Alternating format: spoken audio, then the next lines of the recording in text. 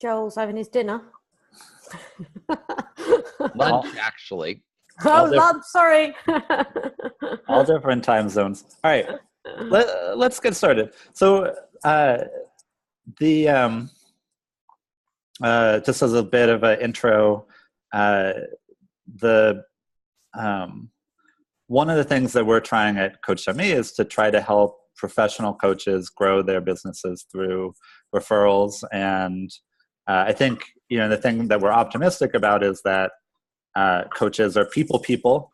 And right now, the sort of best practices for marketing a coaching business is to do this very impersonal thing of content marketing. And I feel like we could flip it around and make your main marketing business be referrals, it would fit more your personality and my personality, and I think also be really fun.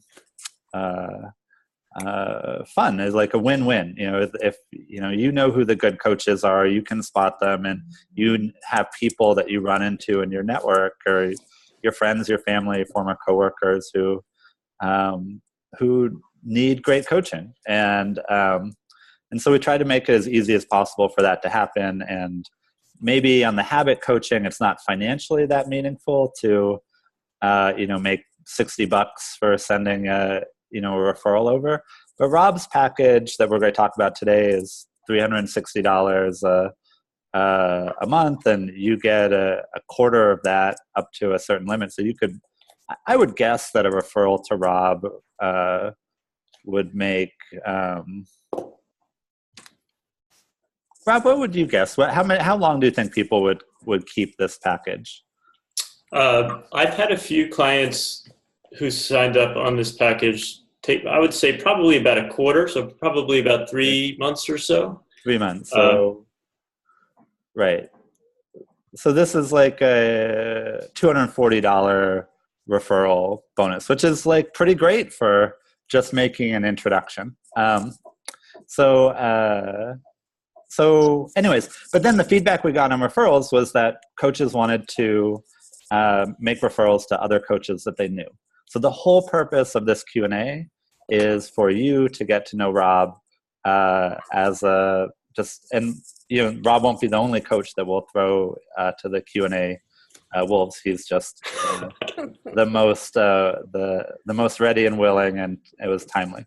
So I might facilitate really just to go round robin and try to get some conversation going between all of you and Rob.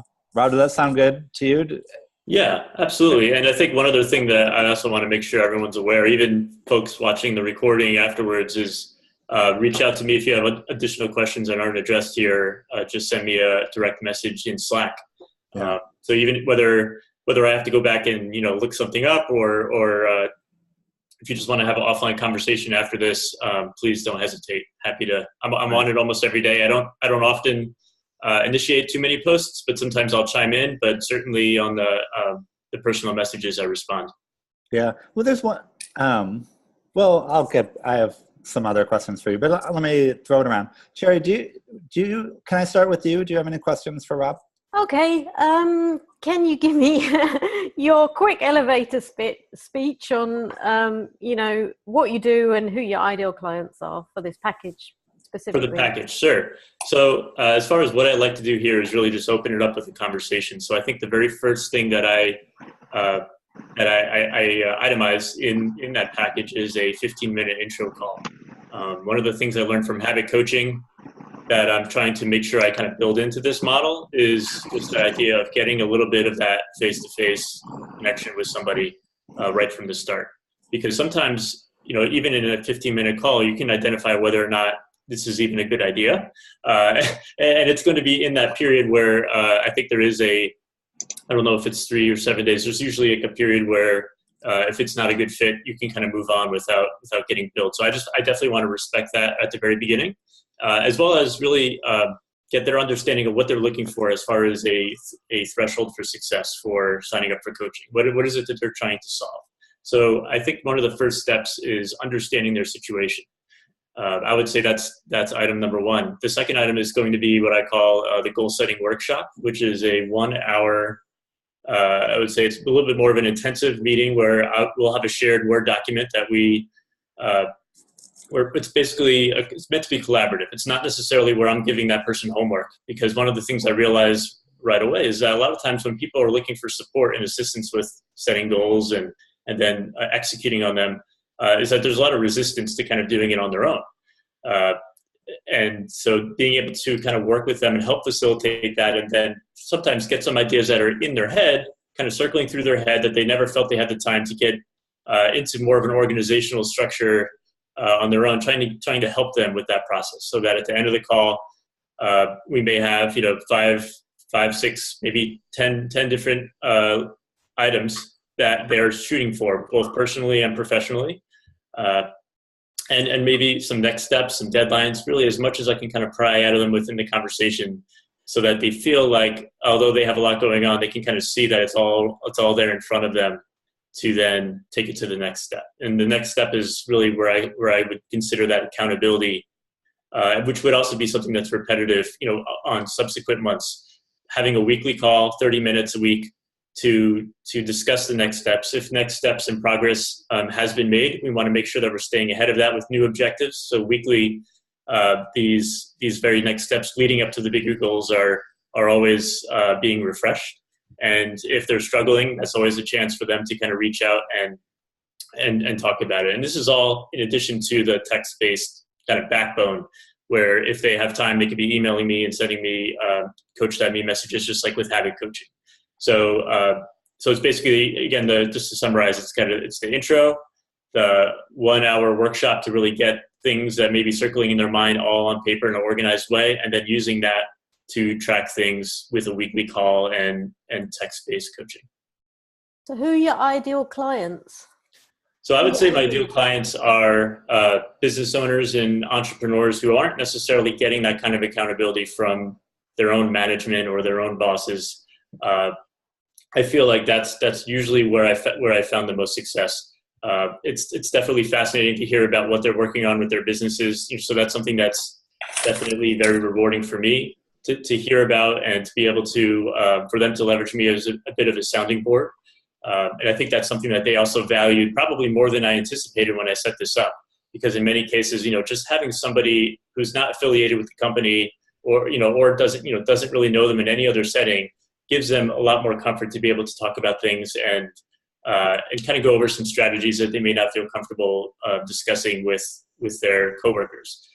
So just getting into that a little bit, into the weeds, and being able to then identify, from those types of high-level conversations, identifying some practical next steps or things that they could be working on.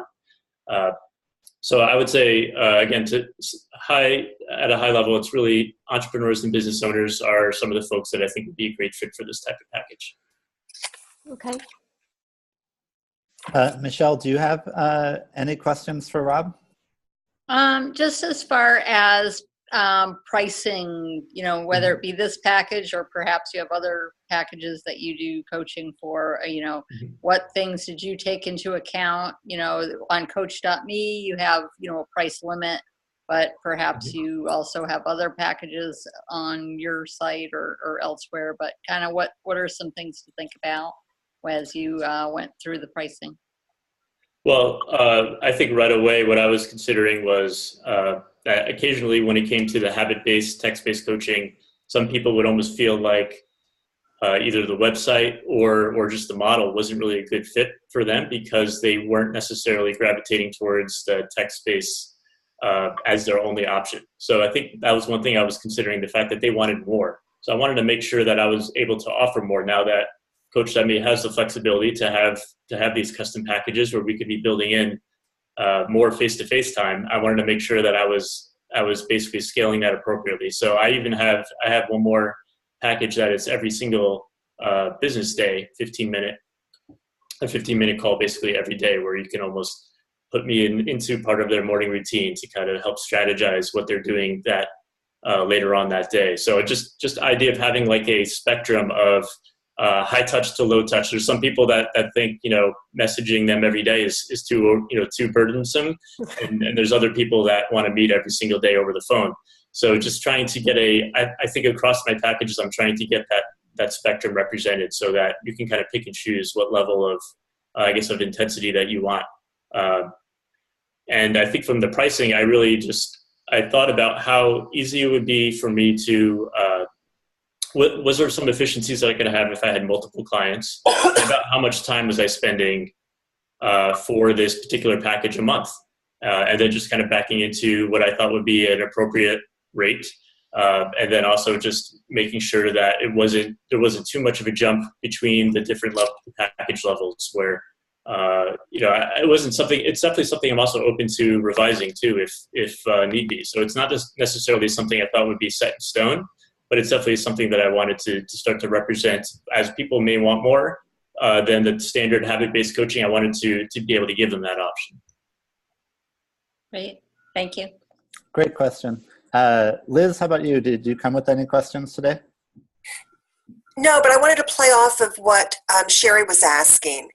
And this idea that, and you were just talking about it too, Rob, about one of your programs is people will want to talk to you daily. And is that also the entrepreneurs and the business owners? Are they wanting this much intensity? Yes, and what I've seen occasionally, it's something where maybe like only a 1 month period, for example, somebody who's just about to have their startup launch their app on the App Store, and it was just like an absolute, a very crazy time for them. They were very stressed, and they just said, I need something like pretty intensive for a short period of time. But it's the kind of thing where it's basically like running a stand-up call where, what have you done yesterday? And so that really makes them feel that they have that level of urgency ongoing. It's not like I have to talk to Rob next week. I may have a day or two to relax a little bit. It's the time is now for me to take action. I can't let things up. And now I have the standing call it's not late in my day. It's like 6:30 in the morning for him.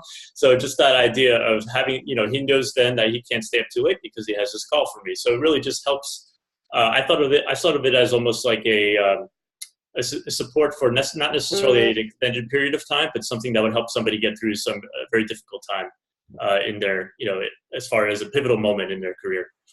Great, really helpful. And if I could add on another question related to that, do you get a sense if many of these folks have other coaches, or are you serving really the only coach right now in their more task-oriented help? So I've definitely been in situations, and I think at this point I've definitely accepted. I think it's good where people will have more of a what should I be doing next in my business coach, as far as like an executive coach, or maybe it's more about the strategy of their industry as far as what they should be working towards. And the way I've been basically saying it, I feel like a lot of people have been comfortable with the idea. Once they have the idea of what they should be doing next, when they're, let's say, working with an expert in their field as a consultant, then they kind of come to me and say, this is the plan I want to work on.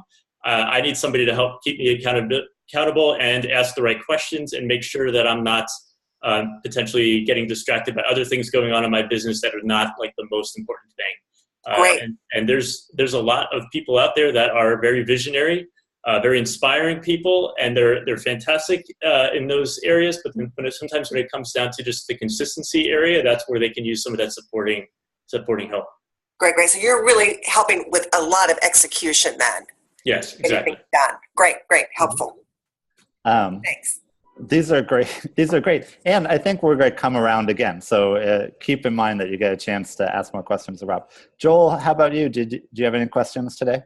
I mean, my question would be is are you finding this sort of plan is more effective? I mean, I tend to get a lot of, they start out really strong or in the first week, or they're looky-loos, and then, even if you're giving them just the simplest, okay, just answer this question, just consider this, and then they just sort of, it's almost like if you put any challenge before them, they haul back. Now bear in mind, these people's commitment level is very low on the regular chat coaching. Yes. I'm wondering if the higher commitment level is giving you a better stick to itness, because I just find a lot of my clients idle out, and no trick engages them. All the best tricks, and none engage them, and then they drift off. Mm-hmm. That's definitely something I've kind of learned to live with, and it's certainly it's certainly something that I've noticed is not as prevalent in the higher cost packages. I feel like there is more skin in the game in those higher cost packages, and so they are, especially when it comes to like, let's say that 1 hour workshop. So in the time from somebody signs up, we have the intro call. Usually they're very motivated at that time. They're excited about the possibilities of where this can go. Especially, we agree it's a great fit, and then from that point on, they know this is happening. They know they're finally going to get some traction. I've had very, very solid excitement from the clients and engagement going into the workshop. After the workshop, I have seen, and I have to expect, that conflicting schedules and flights and travel and challenges sometimes make those accountability calls a little bit harder to get on the calendar. But other tools like Calendly and other things are allowing us to kind of stay nimble and get those things taken care of. But I haven't seen, compared to the text-based coaching, I've definitely seen more engagement. I haven't seen people kind of just ignore the fact that they've paid a larger amount for coaching. And usually I found those people really have, their problem is staring at them in the face, and that they need to kind of wake up and address it once they realize that they need this type of support. It's not something that's necessarily going away as far as what their challenges are. And so that's going to be motivation for them to attend these calls. Good. I think one of the items, just to add to that, one of the items, for example, I also, coach some folks with meditation. So when it comes to like habit coaching with meditation, if they're having some difficulties with meditation, they may say it's okay for a couple of days before they kind of come back and let me know. Compared to something like, I feel like on the productivity side, if things aren't going well and they don't feel focused at work, I feel like that's going to be something that's going to either create more problems for them and really make them want to reach out and have these calls. Good. Nathan, how about you? Your turn. Yeah. Hey, Rob. What's up? I actually don't really have a question at this point, but I'm really enjoying the conversation. Like, I'm finding it interesting. I kind of relate to some of the things that you're talking about with the higher packages. I was just kind of like, going over that in my head. Like, yeah, I think people are a little bit more engaged once they've paid that higher amount. The one thing I was going to ask about what you're talking about there was the daily thing. I actually have worked with some clients on that too, like 15 minutes a day, phone calls. And I found that really actually rewarding, because you're helping them with momentum, like every day. Like when they start the day, they're kind of coming back and saying, how did the day go before? And a lot better opportunity to tweak and adjust, systems and processes and get in there. So have you found that too with like the 15-minute a day thing? Like, it gives you more insight into where things are going wrong, more quickly, sort of thing? Yes, and not only that, I also feel that some of the clients, for example, they would upload like what their plan is for the day as far as the schedule.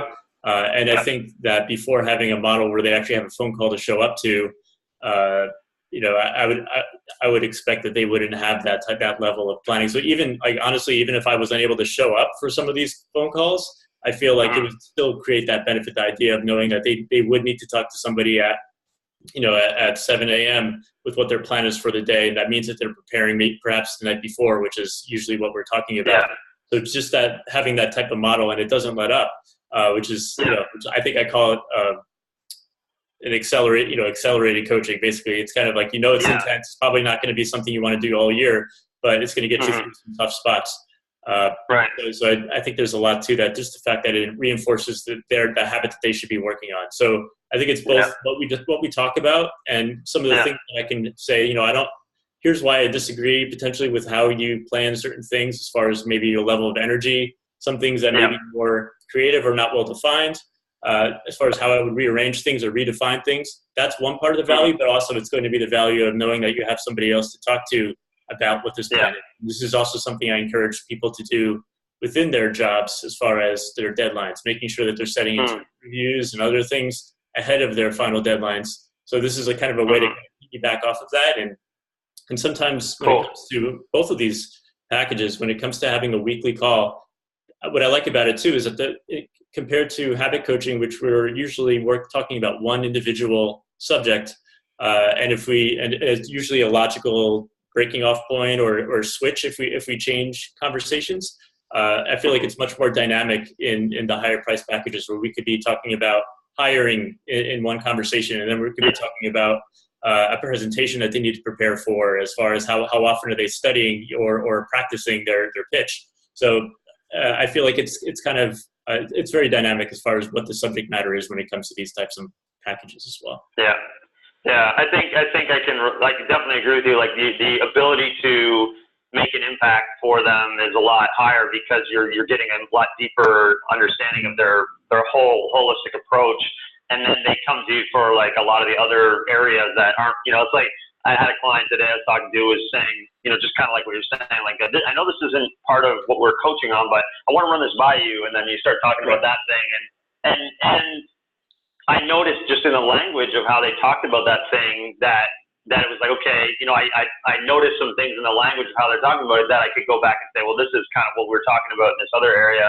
The way you're talking about this makes me think, this. And then they would say, yeah, that's actually true. And so yeah, I definitely think, yeah, anyways, I just kind of reflecting on what you said, I agree with that. Like the deeper coaching gives you a lot more, room to sort of holistically look at what's going on, as opposed to habit coaching where you're kind of zoomed in on one area, and it's not really viable to, although we might do it sometimes in the habit coaching, but it's not really viable to like dig into like everything and kind of explore everything.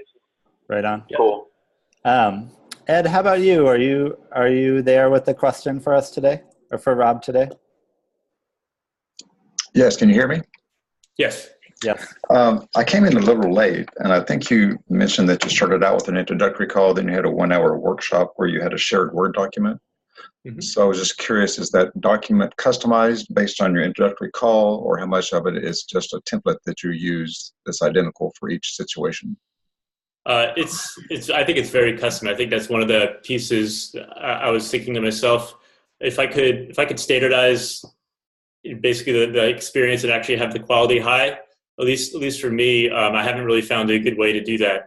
And I feel like if I could, I would, it would be like a product or a book or something. I feel like at a higher price point, what people are really looking for is more of the custom, a sheet that basically reflects the conversation and can be as customized as we feel. So I usually start with just a few things as far as the general formatting of the document, what I typically want to see in a goal. I may put a few things up at the top there just to help facilitate the conversation.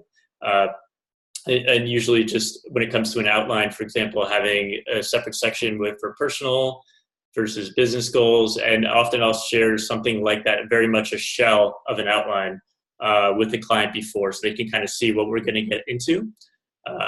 And typically we'll just start fleshing it out during the workshop. So I feel like I could there's some things that I may want to lead into the conversation. I can put it into a template. This stuff is something I've thought about, especially if there are some commonalities, but I definitely want to leave it open to the idea of people kind of signing up with from all different industries and all different backgrounds. That's why I love coaching on this platform. So I want to be able to keep it pretty nimble and not necessarily try to fit everybody down to the same path. Rob, could I ask a question? Sure. So I think you said to me in the past that you've had the experience of someone making a referral to you, and that was a way that you got to know that coach, and you ended up making referrals back. Is that true? Is that part of the dynamic of coaching? Well, maybe I'm thinking of Joe. Maybe. Yeah, right. That's what I'm thinking of. So I think as part of certification, I worked with Joe. Yeah. And I think we got along quite well. I think he actually worked on the goal setting workshop. We worked on that together. Right. And I think this is just one of those things where I was sharing with you my feedback as far as when I think about who I can refer somebody to, I think about the coaches that stick out in my head the most, the people who I feel like I know. And so there was, I had an existing client who was a CPA, and he was a CPA kind of looking to work with other CPAs. And so it just kind of clicked that way. So in general, when I can make those types of connections, I think that's just really how our minds work. We kind of work with people who we know is kind of the starting point. So the idea of having a directory that we're building out where we can know more people and have more of those moments Right. I think that makes a ton of sense. I see. Right. So then that's probably one of the data points behind this Q&A is to get people to, get you to know more people and get more people to know you. That's great. Sure. Thank you, Rob. Cherry, do you have additional questions? Now, remember, you can also ask questions just about coaching techniques. I mean, this is like, there's a lot of subtlety to coaching, and, sometimes it can be kind of fun to debate that. So, okay. That thought in your head, in people's Not, head. I don't know if it's 100% technique, but yeah, something I'm curious about is that you coach set priorities for your day, don't you? Mm-hmm. And can you just unpack a little bit what that looks like in Sure. a very short way? I don't want you to give your entire coaching away, but yeah, it's probably nothing you haven't heard before. But one of the first things I like to ask people who sign up for that is, please describe what your ideal day would look like and then also describe what your current day looks like. And there's usually a lot that can kind of come out of some of those initial questions. And that's usually where I'll start to dissect certain things, whether if I may have some advice that might actually, it might be on their ideal day. They may actually be shooting towards something where I would actually want to tweak that a little bit. For example, one of the most common ones is email. When somebody says, my ideal day is I wake up and I check my email, and then, with the rest of their day. And I may say, well, maybe you could think about doing like your most important task of the day before checking your email, to try to make sure that you aren't getting distracted into the whirlwind of meetings and everything else that often consumes the afternoons and the rest of our day. So I mean, sometimes what I'll do is I'll start having that type of conversation around refining what they're actually shooting towards, and then taking a first step. And other times it's really just a matter of looking at their current situation and trying to see what would be one piece of actionable advice for us to track together using, in that case, the setting priorities would be the habit coaching. So I would say, what is something that we would be able to easily track together that would help make their actual day closer to their preferred day? And often what I find is most people who sign up really know a lot about what is preferred, like what are the things that will make a great day. In other words, a lot of people know about all the habits that would be really great for them to start doing. A lot of people have read a lot about self-development before they signed up for a coach. So that's also something I also want to recognize in most of those clients, is to say, you clearly know a lot about what you should be doing. Let's try to get you a little bit closer there. And sometimes I would say the two keystone, I don't know if I guess you could say keystone habits. I know that's quite that's a bit of a buzzword, but the idea of setting priorities the night before, as well as getting to bed earlier, as simple as that sounds, some of those are like some of the very first steps into helping them get closer to their ideal day. Do you find that people have a big mismatch between the expectations of what they can actually get done realistically and what their ideal day looks like, or not? Sometimes what I notice is when people sign up, they may send me a very well thought out 25 item list of the things that they want to work on tomorrow. And so I think one of the things that I've even built into pretty much my welcome message, more or less, are expectations as far as, how this process works, how my availability, how often I respond to clients. So I think some of that helps, I think, starts to set expectations right up front with clients. And then also I encourage them to say, look, if you want to change so much all at once, think about what happens when you may catch a cold, or you may have a flight to catch and the time zones are off. Think about what it's like to sustain that amount of change. And instead, let's start working on building a foundation where you're kind of changing one or two things. And I have them take a look at my personal Coach.me profile, where and I kind of make fun of myself a little bit. I may have like 25 items on there of habits I'm working on. And first of all, I tell them, look how simple some of these things are. It could be flossing. It could be, good posture, just these little reminders. So I'm not doing anything that's completely, taking away tons of time from my day. These are all little habits that I'm building in. And also, these are not things that I'm not these are not all things that I'm working on for the first time right now. These are things that I'm maintaining. So I also wanted to set the expectation that I want to maintain a lot of what I've already have developed, but I only want to be changing a few things at a time and kind of using it as building blocks to continue. Okay, thank you. Yep. Michelle, how about you? It's back around to you. Nothing right now, but it's all good information, and I sure appreciate, Rob, your willingness to talk about all these important issues. Absolutely. Pass is yeah, that would be a pass. Yes. Pass is the word we use in our round robins at work. Okay. Good. Liz, how about you? Yes, I want to explore something. So the programs you're talking about, the monthly programs, seem to be like great for the execution and the doing stuff. Mm-hmm. On the productivity front, are you doing anything regarding group coaching from the concept of, I think a lot of people get stuck is that they think that there should be one way to do things. And oftentimes, because our brain is very unique, what's going to work for you might not work for me and might not work for Michelle, might not work for Tony. And so you need to really experiment and practice. Sometimes I find that when people talk about these things, it's really helpful. Are you doing any group coaching?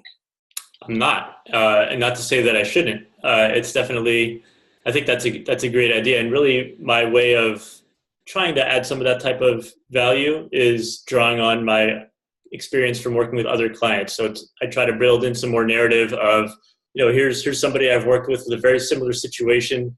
Here's how they handled it. And I also acknowledge the fact that,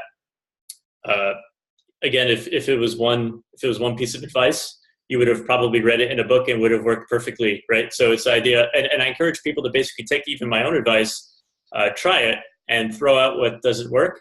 I identify and I share that I think I even advertise on social media that I'm a failed GTDer.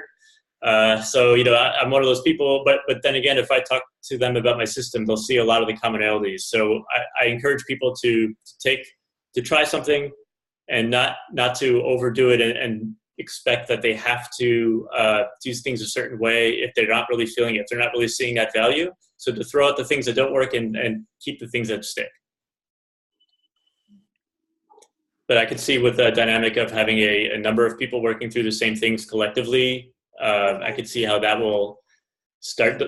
People will come up with different solutions to the same problem, and it will be very apparent that there isn't one single answer. That makes a lot of sense. Yeah. If I can ask you, Tony, have you explored doing any group coaching through the platform?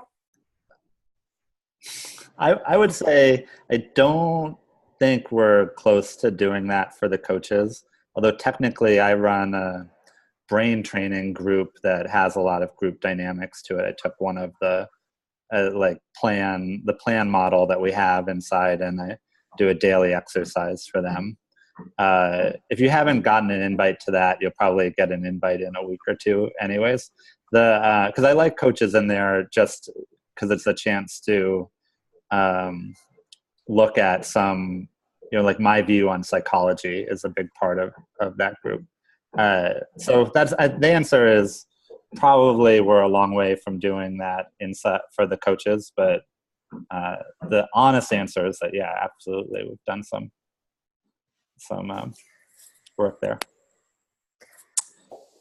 I've always thought it would be interesting if there was a way, this is totally off topic, I think, but if there was a way for us to have a joint package with another coach, I think that would be such a great thing to do. Because I think there's things that I coach that I really need like a business expert to bring in on the back end, but it would be great if they could, we could have a joint thing, so it wasn't like, okay, go and sign up with them and they'll have a completely separate conversation with you. If there was a way for it to be, integrated, I think that would be such a great thing. I could see some really dynamic packages that could be created out of that.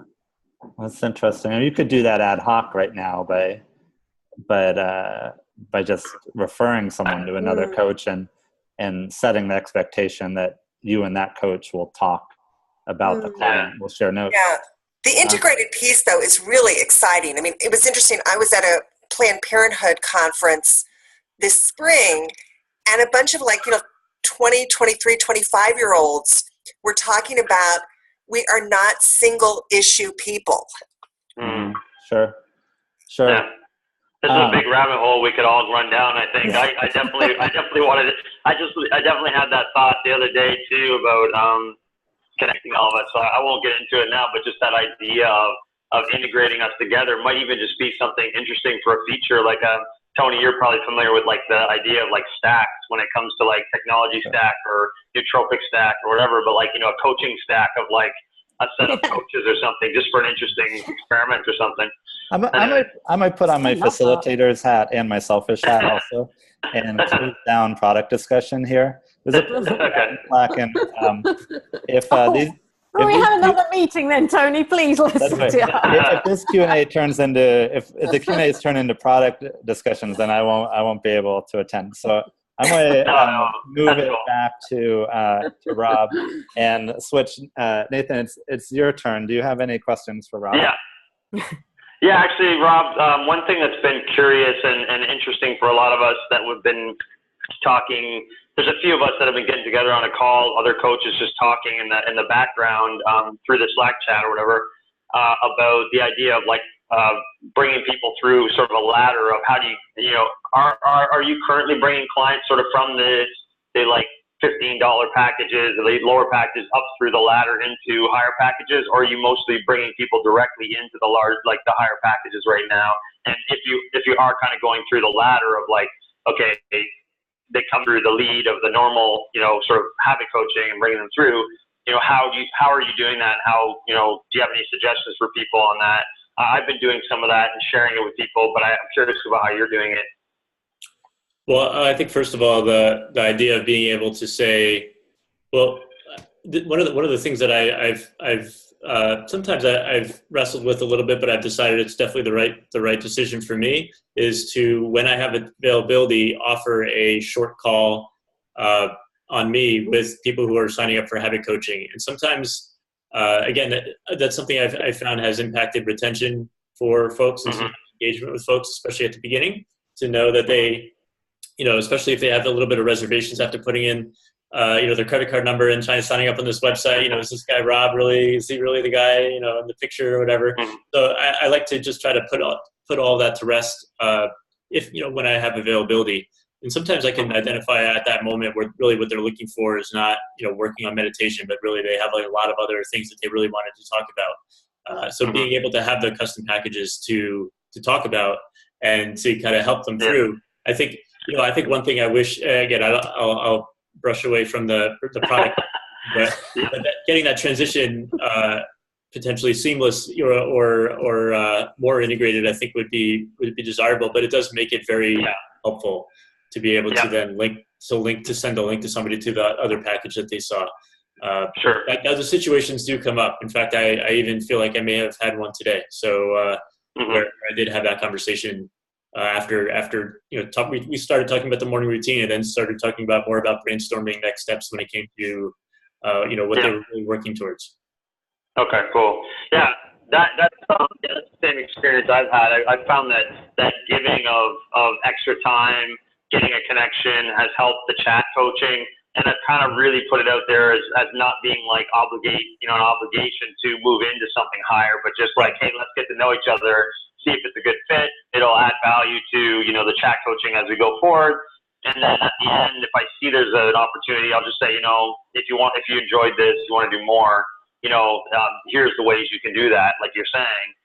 But so have you found that have you transitioned some people that way, or like a fair amount of people that way? Just, I'm asking a lot for other coaches too, because I think a lot of like for myself too, to understand, but also, it's kind of new to a lot of other people, and a lot of people don't like sales. They don't like the selling factor. And I think the way you're suggesting it, I found as well, is not high intensity sales. It's like give them value. They already experience it, and then it's much easier to say, this is what I have. You don't have to push it on them. Just say, this is what I have. If they want it, they want it. And if they don't, they don't. But like your experience on that. Yeah. I don't really know exactly how many. I don't think it's been. I think more often than not, people have signed up for those packages from the start. But I think one of the things that helps, at least for me, is I'm not necessarily saying, right from the get-go. Like this is, it's only usually, I only bring it up with it if I happen to see the justification in my mind where I think it's a really good fit. To do that, something where, I think that's pretty much it. I haven't really given it too much thought as far as like the best way to kind of be like converting my existing people. It's just if I get a big impression on the first intro call that they're actually signing, they're signed up for one thing, but they probably want something else. Okay. So you oftentimes offer your intro call like right away, the intro call right away with people if you have availability. Well, I make sure this is also one other thing as far as, I guess you could call it like a best practice. I try to send my first contact not automated as soon as possible, to the point where I've even made it where it sends me a text message if I get the new client email. So I don't even have to check my email. I found myself kind of hitting refresh on my email a little bit too much when I realized some people will cancel if they don't feel comfortable right away. So, so I made that first response really important. So even if our calendars, like I'll at least send them a scheduler if I had the time in the next few days, pretty soon. But I definitely feel like that first touch when it comes even to the text-based coaching, just the first touch of, hi, I'm Rob. I might be out at dinner with family or something, but let's talk. I'll talk more tonight. Just wanted to say hello. That type of message I really think is critical when it comes to the timing.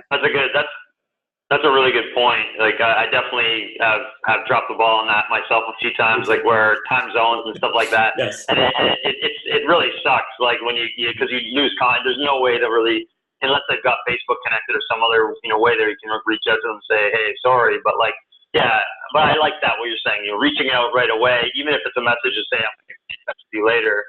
I started learning that in my autoresponder. I kind of have that this is the last automated message you're going to get from me. It's just so we can get started more quickly. That you get this automated message, and I think that's helped a lot. People, even if there's been a bit of time in between because they sign up while I'm sleeping here in different parts of the world. Like I'm in Greece right now, but yeah, your point of just like getting a text message. That's actually an interesting idea to hook up something that sends you a message outside of just email to like let you know that that's come through. I like that. Rob, 7 minutes into this call, you got a new client. Do you need to just pause for a second? That's awesome. That's karma, that is. Oh, I think I thought you were joking, but yeah, you're right. I had the text, but I have my phone on Do Not Disturb, so there you go. Yeah. Feel free to send this quick message. I'm 100% serious. I'm on a call with 7 other coaches. Can I get back to you? I'm sure. Wait, are you doing it, Rob? Oh no, I'll do it now. Yeah, this is important. It's important to take care of our clients. Are we back to me? I thought of a couple of other things. Yeah, it'll come back to you, but it'll go to Ed in a second. Okay, I'll wait my turn. That's fine. Couldn't. Some people have dropped off, so I wasn't sure how many people were still on. So.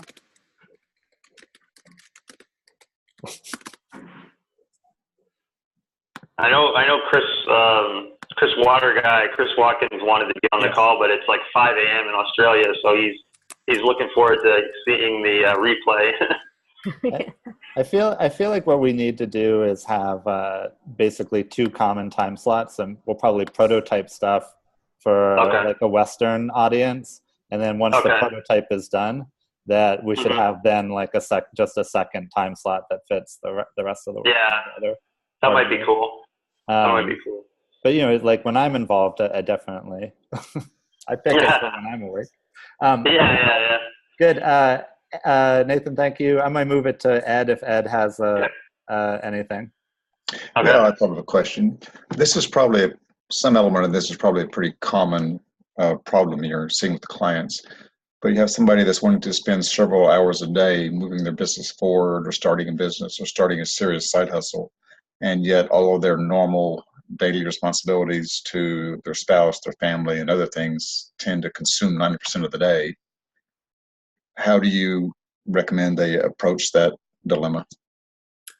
Well, I think the first thing I want to basically just share the fact that we only have those 24 hours, right? So basically, any time that you're putting towards one thing, you're taking away from others. So I really think it has to do with auditing your time to start, identifying where you're spending your time, and then also making sure that you have a set of priorities, whether it's, what pillars in your life are the things that are most important to you. It's really not the same. It's very much not the same for everyone.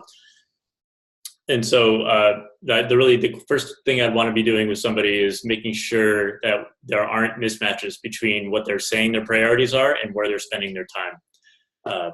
So I think that's going to be one of those things where if they say they don't have the time, it's going to be, well, let me know what are the things that you're spending your time on, and why those are more important than what your goal is. Does that make sense? Yes. And this one situation I'm thinking of, I've heard what's taking up their day, and it's things that are truly, really responsibilities that almost have to go number one. So I guess in some situations, do you ever have to tell somebody that what they would like to do and what they're capable of doing just aren't going to happen? Yeah, I think sometimes, and the way I would recommend to do that is to kind of back that up with objective things that they've already shared. I would never want to say, look, you're not going to get this done, but I may echo things back to say, well, if you're training for an Ironman race, and you have 10 children and you're running a 300-person company. I don't know if you have that, like so many things pulling at your time, and you're insisting that they're all going to happen, and if it's just not adding up, and I try to back it into the point of having enough evidence to kind of almost do a proof to show that it's not going to work out, instead of just saying you're going to fail. I would never try to say that. I would just say, look, here are the things that may need to change, and occasionally those are the moments if people are not flexible about what they want to do, but are also resistant to make some shifts. Those are usually things that don't end up working regarding the client-coach relationship. Thanks. Yeah, I think in general there needs to be not only just a commitment to communication with the coach, but then also a willingness to try new things. And sometimes, it's not actually what happens. So. Cherry, back around to you. Pass. Well, good, Michelle. I knew it would come back to you. What came up for you? It would eventually, I'm sure. Well, one thing, just to kind of a comment on as far as, moving up through different levels of packages and all that. I would think you could also do kind of the reverse as well. Like if somebody specifically, hires you on for a higher package, they've accomplished whatever goals they're setting out, you can recommend, well, let's kind of stay in touch with, a daily chat or some other package that you have on there. So which, may or may not make sense depending on their situation. So I've actually had the same client who I was referring to who wanted that accelerated coaching package, did every single day for 15-minute call for a month. He actually came up with that idea as well, that he wanted to then move to text-based coaching beyond that to get almost like maintenance mode, I guess you can say, in order to, because at that point I was very much ramped up on what he was working on. It would be very easy for us to kind of continue that conversation, once we've had that entire month working every day together. And so it would be, it would be different than having to work with somebody completely new if they wanted to still stay accountable for some of these items. So it was definitely something that other people have thought about too on the client side. Great. Okay. And my question is, how do you advertise? I mean, obviously you're on coach.me, so you're getting, referred and things like that, but what's kind of your marketing strategy of how you're getting the word out? So I'd say that this is I would say number one area of opportunity or improvement. It's, I come from an engineering background, so marketing and sales don't come naturally to me. One of the things that I have been doing, because I feel like it's kind of a reinforcement when somebody's doing research as far as which coach they want to go for, when they look at my name or look at my social media profiles, I do want them to be able to see things related to coaching. and that I'm posting things that are helpful. So one of the things I do work on is I do have a library of things that I'm posting on Twitter, and I'm using tools such as let me see. There's one where I'm basically building out a library of content. I'm not writing it, but I'm basically articles that I would share with my clients. So I use something called Smarter Q with that. And what I'm trying to accomplish there is for when somebody's browsing Coach.me and they're looking into these coaches, probably Googling our names or other things, I want them to see something reinforcing when they Google my name to say, like, okay, look, Rob's definitely posting a lot of interesting and good articles there. So that's one thing. I make sure to link back with my own referral code to my profile from that Twitter account. So as far as how efficient I am and how effective I am compared to people who are in marketing and doing that social media stuff for a living, I'm sure they have a lot of opportunity there to work on. So as far as more areas of collaboration here in the Coach.me community, that would definitely be something I'd be very interested in learning more about, how to be a more effective marketing outside of Coach.me itself. Great, thank you. Liz, how about you?